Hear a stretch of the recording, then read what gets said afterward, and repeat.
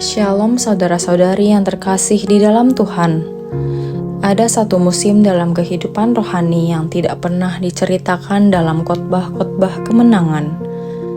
Ketika langit di atas kepala terasa seperti tembaga yang dingin tak tembus suara, tak menurunkan jawaban. Engkau berdoa dan kata-katamu jatuh kembali ke pangkuanmu seperti daun kering. Engkau berlutut dan lututmu terasa sakit, tetapi tidak ada api yang turun. Engkau membuka Alkitab dan halaman-halamannya seperti peta negeri asing yang tidak lagi kau kenali. Ini bukan krisis iman, tetapi kerinduan yang tak terbalas.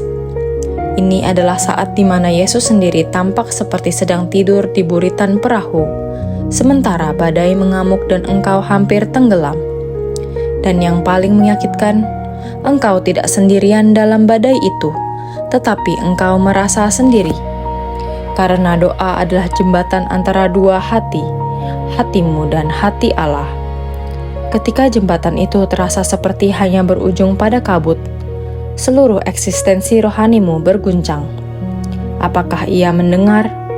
Apakah ia peduli? Apakah aku melakukan sesuatu yang salah? Pertanyaan-pertanyaan ini berputar seperti pusaran, mengisap sukacita dan damai sejahtera yang dulu kau kenal. Tetapi lihatlah ke dalam kitab suci, dan kau akan menemukan bahwa engkau berada dalam jemaat yang besar, jemaat para penanti. Daud, seorang pria yang sangat mengasihi Tuhan, berkali-kali mengungkapkan jeritan hatinya. Sampai berapa lama Tuhan, Engkau melupakan aku terus-menerus? Sampai berapa lama engkau menyembunyikan wajahmu terhadap aku? Mazmur 13 ayat 2. Kata-kata ini bukanlah dosa. Ini adalah kejujuran yang radikal di hadapan Tuhan. Daud tidak berpura-pura bahwa semuanya baik-baik saja.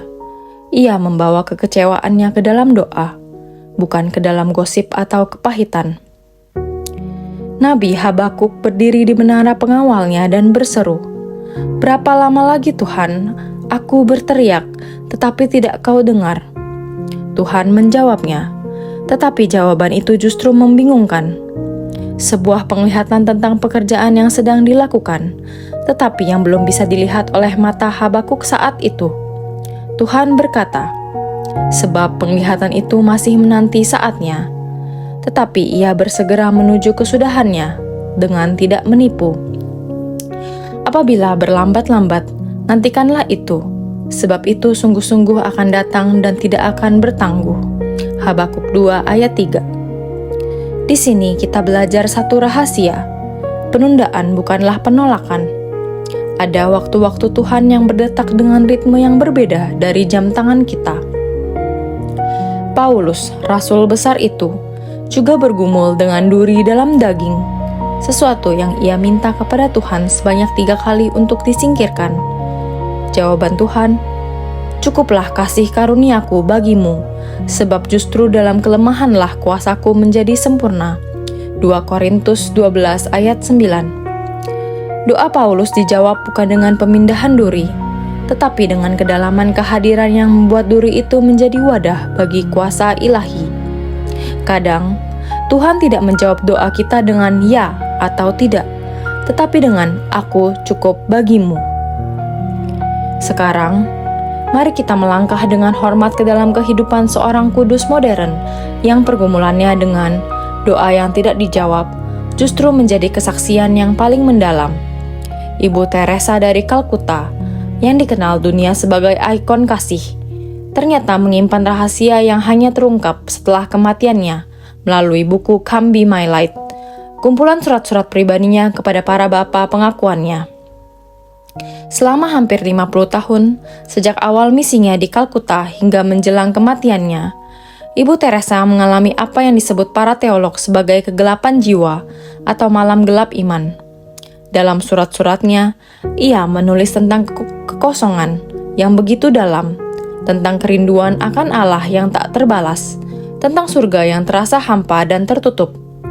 Ia menulis, "Surga tidak berarti apa-apa bagiku. Sepertinya tidak ada tempat di sana. Bahkan Yesus yang ia layani dengan begitu total terasa seperti orang asing. Coba bayangkan, wanita yang melayani orang miskin di antara orang termiskin, yang memeluk penderita kusta dan menggendong anak-anak terlantar, mengalami kekeringan rohani yang begitu hebat. Di matanya, sepertinya doa-doanya tidak dijawab. Tuhan seolah bersembunyi selama setengah abad. Tetapi justru dalam keheningan, Tuhan inilah Ibu Teresa menemukan makna baru dari pelayanannya. Ia kemudian menulis, "Jika aku pernah menjadi seorang kudus, aku pasti akan menjadi seorang kudus kegelapan. Aku akan terus-menerus absen dari surga untuk menghidupkan terang bagi mereka yang berada dalam kegelapan di bumi." Apakah Tuhan tidak menjawab doa Ibu Teresa? Atau justru Tuhan sedang menjawab dengan cara yang paling dalam, dengan mengizinkannya masuk ke dalam pengalaman Yesus di Getsemani dan di kayu salib. Ketika Anak Manusia berseru, "Allahku, Allahku, mengapa Engkau meninggalkan aku?" Penderitaan Ibu Teresa karena doa yang tak berbalas menjadi persekutuan dengan penderitaan Kristus yang paling intim. Kesunyian yang ia alami memampukannya untuk memahami kesunyian orang-orang yang ia layani. Mereka yang mati tanpa kasih, yang lapar tanpa makanan, yang terbuang tanpa pengharapan. Doanya yang tidak dijawab menjadi jembatan menuju hati mereka yang tidak tahu cara berdoa. Lalu apa yang sebenarnya terjadi ketika doa kita terasa tidak dijawab?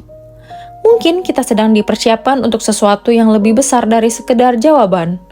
Mungkin Tuhan sedang menggeser fokus kita dari pemberian kepada pemberi, dari keinginan akan mukjizat kepada kerinduan akan hadirat, dari tuntutan kita akan kejelasan, kepada kepercayaan kita pada karakternya yang baik. Kisah Lazarus dalam Yohanes 11 adalah contoh paling gamblang. Marta dan Maria mengirim pesan, "Tuhan, dia yang Engkau kasihi sakit." Mereka tahu Yesus bisa menyembuhkan. Mereka tahu Yesus mengasihi saudaranya. Logika mereka sederhana. Kasih ditambah kuasa sama dengan kesembuhan seketika. Tetapi Yesus justru tinggal 2 hari lagi di tempatnya. Doa mereka seolah tidak dijawabnya. Hasilnya, Lazarus mati. Marta ketika Yesus akhirnya datang, berkata dengan nada bercampur kekecewaan, "Tuhan, sekiranya Engkau ada di sini, saudaraku pasti tidak mati." Di balik kata-kata itu, ada doa yang tidak terjawab. Tetapi Yesus menjawab dengan pernyataan yang lebih besar dari sekedar kesembuhan. "Akulah kebangkitan dan hidup."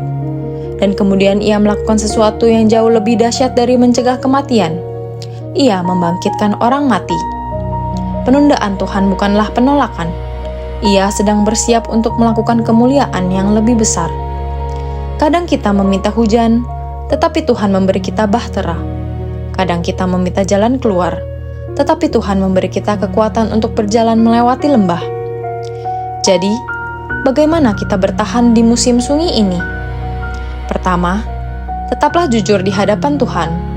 Bawalah kemarahan, kekecewaan, dan pertanyaanmu kepadanya. Mazmur mengajarkan kita bahwa doa yang paling jujur adalah doa yang paling diterima.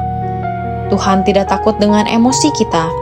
Ia lebih takut pada kepalsuan kita yang berpura-pura baik-baik saja. Kedua, ingatlah bahwa iman bukanlah perasaan. Iman adalah keputusan untuk tetap percaya pada kesetiaan Tuhan, meskipun semua indera dan emosi kita berkata sebaliknya. Seperti Ayub yang berkata, "Ia akan membunuh aku, namun aku akan tetap berharap kepadanya."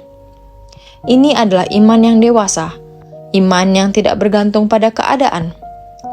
Ketiga, carilah Tuhan, bukan jawabannya. Ada bahaya besar dalam menjadikan jawaban doa sebagai berhala. Jika kita hanya mengingini berkat-Nya, kita akan hancur ketika berkat itu tidak datang. Tetapi jika kita mengingini Dia sendiri, bahkan keheningan pun tidak bisa memisahkan kita dari kasih-Nya.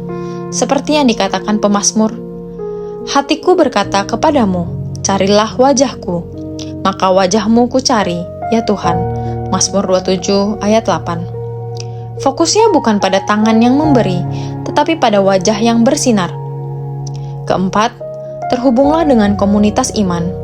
Ibu Teresa tetap melayani, tetap hadir, tetap melakukan tindakan kasih meskipun hatinya kering. Kadang, tindakan iman mendahului perasaan iman. Ketika kita tidak bisa merasakan kasih Tuhan, kita bisa tetap memberi kasih kepada sesama. Dan dalam memberi itu, kita sering menemukan bahwa Tuhan telah hadir di sana sepanjang waktu. Suatu hari nanti, ketika kita berdiri di hadirat-Nya, semua keheningan ini akan dijelaskan. Setiap doa yang tidak dijawab akan terlihat sebagai bagian dari sebuah simfoni yang agung. Setiap penundaan akan terbukti sebagai bagian dari ketepatan waktunya yang sempurna. Kita akan melihat bahwa ketika kita berpikir Dia tidak menjawab, sebenarnya Dia sedang menjawab dengan cara yang melampaui imajinasi kita. C.S. Lewis dalam masa dukanya, setelah kehilangan istrinya, menulis tentang pergumulannya dengan doa. Namun ia sampai pada kesimpulan, saya tidak berdoa untuk mengubah Tuhan. Saya berdoa untuk mengubah diri saya sendiri. Doa, pada akhirnya bukanlah alat untuk menaklukkan kehendak Allah, melainkan ruang di mana kehendak kita dibentuk ulang menjadi serupa dengan kehendak-Nya. Paulus meneguhkan, sebab kita diselamatkan dalam pengharapan, tetapi pengharapan yang dilihat bukan lagi pengharapan, sebab bagaimana orang masih mengharapkan apa yang dilihatnya. Roma 8 ayat 24.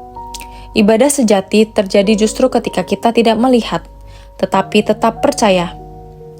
Maka, jika saat ini engkau berada di musim sengit, di mana doa-doamu terasa memantul dari langit-langit kamar, dengarkan bisikan lembut ini. Dia tidak pergi. Dia sedang bekerja di tempat yang tidak kau lihat. Dia sedang menyiapkan jawaban yang mungkin tidak sesuai permintaanmu, tetapi sesuai kebutuhanmu yang terdalam. Dia sedang membentuk di dalam dirimu sebuah kapasitas untuk menerima kemuliaan yang kelak akan dinyatakan. Tetaplah berdoa, bukan karena setiap doa akan dijawab dengan ya, tetapi karena setiap doa yang tulus mempertemukanmu dengan Dia yang adalah jawaban itu sendiri. Yesus Kristus, firman yang menjadi daging, adalah satu-satunya jawaban yang sempurna untuk semua kerinduan manusia. Dan Ia telah diberikan. Salib adalah bukti bahwa di saat terdiam sekalipun, Allah tetap berbisik, "Aku mengasihimu." Dan perjalanan iman melalui musim sunyi ini dapat kau lanjutkan satu napas doa pada satu waktu. Percaya bahwa Sang Sumber Hidup sedang mengalir di dalam urat-urat rohanimu, bahkan ketika kau tidak merasakan alirannya. Amin.